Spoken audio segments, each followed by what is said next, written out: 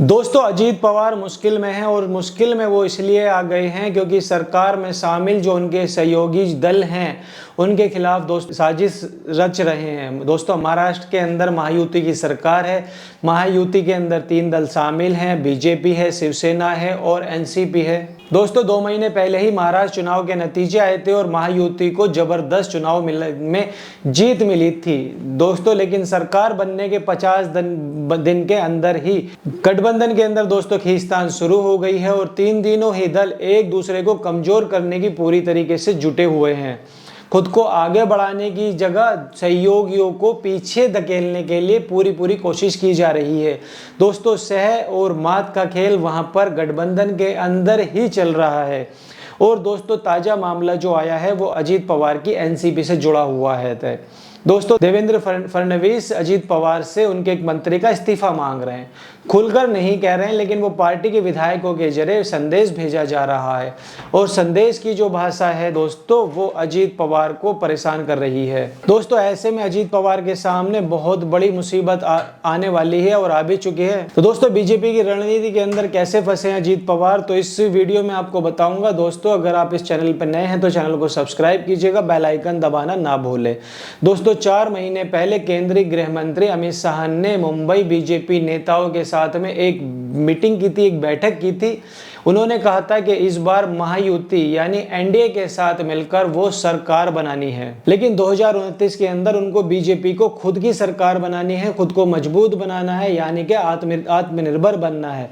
दोस्तों अमित शाह जी ने जो बयान दिया था उससे बीजेपी के जो सहयोगी हैं उनको सतर्क तो हो जाना चाहिए था और दोस्तों वो सतर्क हुए भी हैं, क्योंकि शाह जी ने जो सहयोगी के साथ खेला करने की जो बात है उसको बिल्कुल साफ साफ कह दी थी। इससे ज्यादा साफ वो नहीं कह सकते थे। ना तो एक नाथ शिंदे सतर्क हुए और ना ही अजीत पवार सतर्क हुए। हालांकि अजीत पवार को लेकर ये कहा जाने लगा था कि अजीत पवार शरद पवार से नजदीक बनाने की कोशिश कर रहे हैं, लेकिन जब चुनाव नजदीक आए महाराष्ट्र के अंदर, जब चुनाव शुरू हुए महाराष्ट्र के अंदर, तो फिर से अजीत पवार एनडीए के साथ ही रह गए और जो अब नुकसान है वो दोनों को ही उठाना पड़ रहा है महाराष्ट्र के अंदर, खासकर अजीत पवार को। दोस्तों विधानसभा चुनाव के नतीजे आने के बाद एकनाथ शिंदे से सीएम पद छीन लिया जाता है।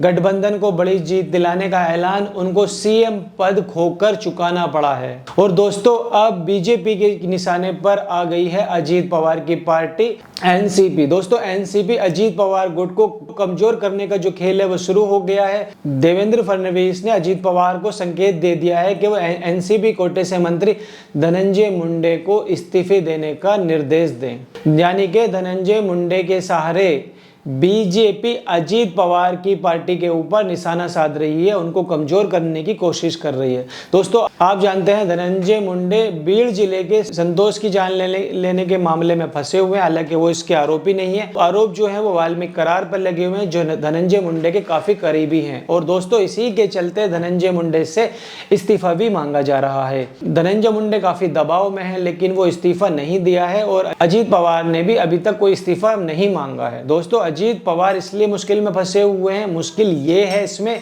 कि मुंडे के खिलाफ विपक्ष ने हमला बोल रखा है, तो बीजेपी खुलकर मुंडे पर हमला बोल रही है। बीजेपी ने अपने नेता सुरेश धस को मुंडे के हमला करने की खुली छूट दे रखी है। वो बीड़ की 80 सीट से दोस्तों विधायक है। वैसे धस सीधे तौर पर मुंडे का नाम नहीं ले रहे हैं, लेकिन बार बार करार का आका, वो शब्द का आका नाम का, उस शब्द का नाम लेकर हमले जरूर कर रहे हैं। तो दोस्तों आपको बता दें कि आखिर इसमें अजीत पवार इतना दबाव क्यों पड़ने के बावजूद मुंडे से इस्तीफा नहीं ले पा रहे हैं। तो दोस्तों इसकी जो है इसकी 2 बड़ी वजह है। पहली वजह इसकी यह है कि पार्टी के जो वरिष्ठ नेता हैं, पार्टी के वरिष्ठ नेता छगन भुजबल हैं, भुजबल मंत्री नहीं बनाए जाने से काफ़ी नाराज है और उन्होंने इसके बाद अजीत पवार के खिलाफ ही मोर्चा खोल दिया था। दोस्तों ये आपको याद होगा, भुजबल को शरद पवार का काफ़ी करीब भी माना जाता है। एनसीपी के संस्थापकों में वो शामिल भी रहे हैं और ऐसे में अजीत पवार भुजबल की किसी हमले का जवाब नहीं दे रहे हैं दोस्तों। लेकिन भुजबल की जो नाराजगी है उसके चलते उनको ओबीसी समुदाय के विरोध में सामना भी करना पड़ रहा है। दोस्तों ऐसे में अगर धनंजय मुंडे से भी इस्तीफा मांग लिया जाता है अजीत पवार द्वारा, तो ओबीसी जो समुदाय है वो काफ़ी हद तक नाराज हो जाएगा। धनंजय मुंडे बंजाली समुदाय से वो आते हैं, इसकी आबादी लगभग महाराष्ट्र के अंदर 4% के लगभग मानी जाती है। दोस्तों मुंडे बीड जिले की परली सीट से विधायक हैं। इस सीट पर बीजेपी नेता पंकजा मुंडे का भी काफ़ी प्रभाव माना जाता है। दोस्तों पंकजा मुंडे बीजेपी के दिग्गज नेता रहे हैं। गोपीनाथ मुंडे की बेटी रहेंगे, तो धनंजय मुंडे गोपीनाथ के भतीजे हैं। तो लेकिन इन भाई बहनों के बीच में जो राजनीतिक रिश्ते हैं वो बेहद खराब हैं। दोस्तों 2019 में दोनों ने एक दूसरे के खिलाफ चुनाव भी लड़ा था, जिसमें धनंजय मुंडे को जीत मिली थी। दोस्तों अगर ऐसे में फडणवीस के दबाव में अजीत पवार धनंजय मुंडे से इस्तीफा ले लेते हैं महाराष्ट्र के अंदर, तो ओबीसी समुदाय एनसीपी से नाराज हो जाएगा। दोस्तों अगर ऐसे में बंजाली समुदाय एनसीपी से अलग हो जाता है तो वो बीजेपी के साथ आ जाएगा और बीजेपी को फायदा मिलेगा। यानी अमित शाह ने जो बात कही थी कि बीजेपी को आत्मनिर्भर बनाना है अगर, तो वो सहयोगियों को कमजोर करके ही बीजेपी करने की कोशिश कर रही है। और दोस्तों यही वजह है, वहीं अजीत पवार इसलिए भी टेंशन आ गए हैं क्योंकि छगन भुजबल अजीत पवार से नाराज हैं, बीजेपी से वो नाराज नहीं है। पिछले दिनों ये भी खबरें आई थी कि हो सकता है कि वो अजीत पवार का साथ छोड़कर बीजेपी में शामिल हो जाएं, यानी कि उनके साथ चले जाएं, क्योंकि अंदर खाने ये दावा किया जा रहा था कि कहीं ना कहीं छगन भुजबल को बीजेपी ने अपने साथ आने के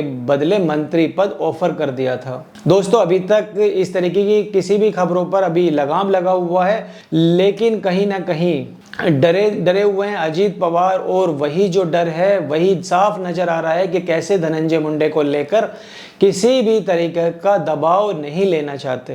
दोस्तों छगन भुजबल के अलावा, छगन भुजबल पहले ही नाराज हैं, अगर धनंजय मुंडे इस्तीफा देते हैं तो कहीं ना कहीं ये माना जाएगा कि ये बीजेपी की ही एक चाल थी। और अगर छगन भुजबल पहले ही नाराज चल रहे हैं, पंकजा मुंडे का अगर इस्तीफा हो जाता है तो ओबीसी समुदाय है वो बीजेपी की तरफ से डाइवर्ट हो जाएगा। तो यही बड़ा वजह थी कि जो अमित शाह जी ने कहा था कि 2019 के अंदर हमें आत्मनिर्भर बनना है, हमें खुद के बलबूते पर सरकार बनानी है।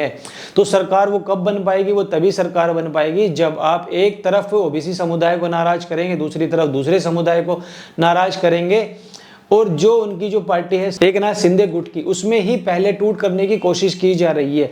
तो कैसे भी करके 20 विधायक वहां से तोड़े जाएंगे, कुछ विधायक अपने ऐसे पार्टी में शामिल किए जाएंगे और अपने ही दम पर वो सरकार बनाएंगे और आने वाले 2029 में ही वो सरकार बना पाएंगे अपने ही बल पर। तो दोस्तों इस पर आपकी क्या राय है, आप हमें कमेंट करके बताइए कि जो महाराष्ट्र के अंदर हो रहा है या फिर बीजेपी जो हर राज्य में अपने ही सहयोगियों के साथ ऐसा करती है, क्या ये सही है, क्या ये संविधान के खिलाफ है, या इस पर भी कोई कानून आना चाहिए?